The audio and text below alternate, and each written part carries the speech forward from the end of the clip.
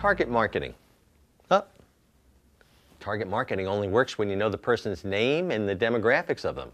I'm Stephen Schnall, Managing Director of Schnall Media Consulting. My offices are in New Providence, New Jersey, 1253 Springfield Avenue to be exact.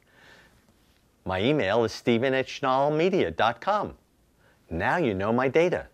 Now you can target market me. Why do I say that? Why is that important? Because target marketing is all about data. Once we know the data feeds and we know about you, we can target our messaging to you with relevancy. The key component to target marketing is relevancy. So let me give you an example. I've got two samples here that I'd like to share with you. One is Kate and Craig Corwin. These are fictitious names, so just want you to know that. They don't exist. Craig is 34, Kate is 32. They're married. Kate's a nurse, Greg's a physical therapist. They have one child, 10 years old. They're college graduates.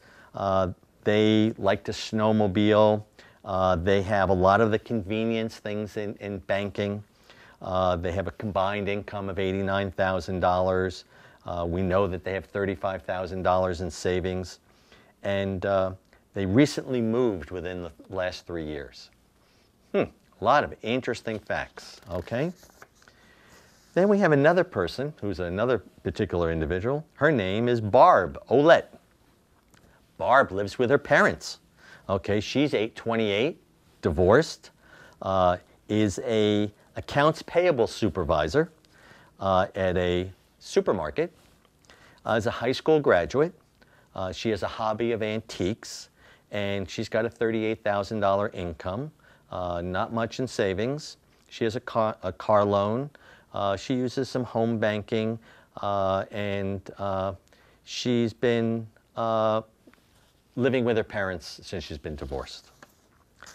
So what are we going to do with that information, okay? It's very interesting because now we have that information, and if I am, let's say, a banking institution, I want to look at Kate and Greg about what I can sell them. Maybe they want a home equity loan. Maybe they need a new car loan.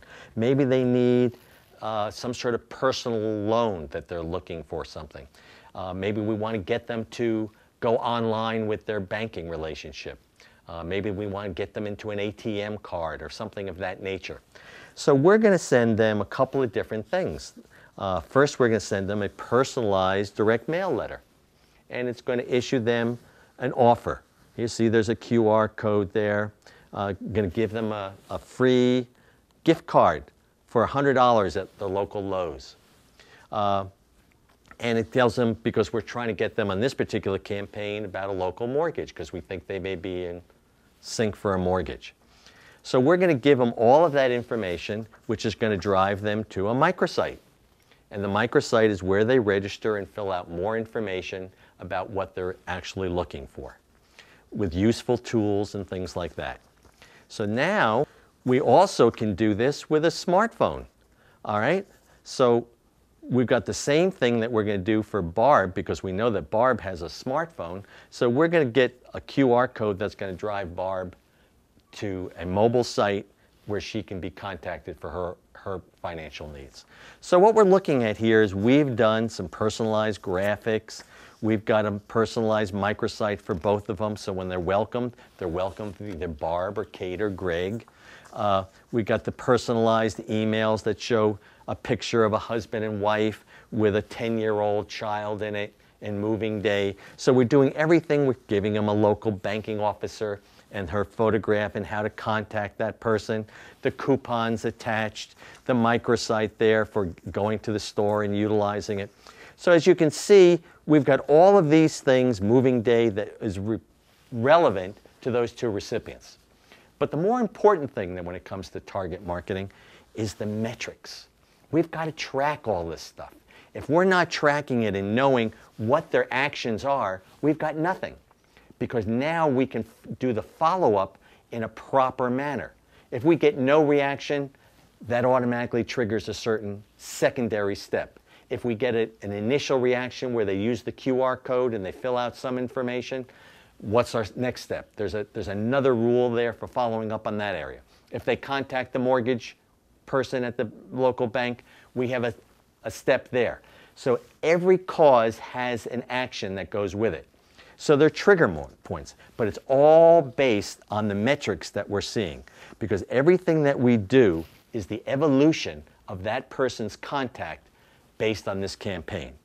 So what we're looking is, and then we measure the success, because we have site traffic summaries. We know what we're doing, so that if I'm a financial institution and I'm saying I'm going to spend $40,000, $50,000 on a campaign of this nature, I want to know how many mortgages I'm getting at it, how many people contacted us, what is the ROI. Never before have we been able to track things effectively as we can today with the metrics that are online through mobile devices, through internet capability. It's an enormous step forward.